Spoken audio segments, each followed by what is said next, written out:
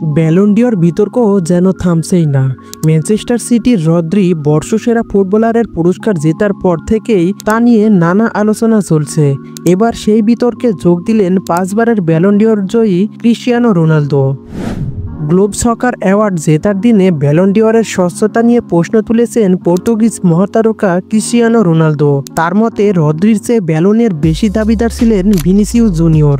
ভিনিকে পুরস্কৃত না করে তার সঙ্গে অন্যায় করা হয়েছে বলেও মন্তব্য করেন CR7। দুবাইয়ে গ্লোব সকার অ্যাওয়ার্ডস মঞ্চে রোনালদো স্পষ্ট করে বলেছেন, ব্যালন ডি'র ভিনিসিউসেরই প্রাপ্য ছিল। রোনালদোর ভাষায়, ভিনি চ্যাম্পিয়ন্স লিগ জিতেছে, ফাইনালে গোল করেছে, রদ্রি যোগ্য, তবে পুরস্কারটি ভিনিরই পাওয়া উচিত ছিল। রোনালদোর এই মন্তব্য নতুন মাত্রা যোগ করেছে পুরস্কার বিতর্কে। তবে ব্যালন ডি'র হাতছাড়া হলেও ভিনিসিউস নিজের সামর্থ্যের প্রমাণ রেখেছেন। তিনি জিতেছেন ফিফা দ্য বেস্ট অ্যাওয়ার্ড এবং গ্লোব সকারের বেস্ট ফুটবলার পুরস্কার। রোনালদো নিজের পারফরম্যান্সেও অটুট। বয়স 39 পেরোলেও মধ্যপ্রাচ্যের সেরা খেলোয়াড়ের পুরস্কার উঠেছে তার হাতেই। এছাড়াও তিনি পেয়েছেন সর্বকালের সর্বোচ্চ গোলদাতার স্বীকৃতি। তরুণ ফুটবলারদের প্রশংসা করতে ভোলেননি রোনালদো।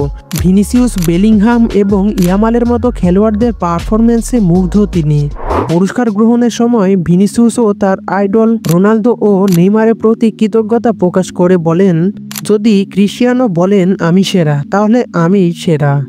বিতর্ক চলবে, কিন্তু মাঠের পারফরম্যান্সই যে সবকিছুর উত্তর তা আবারও প্রমাণ করেছেন ভিনিসিউস।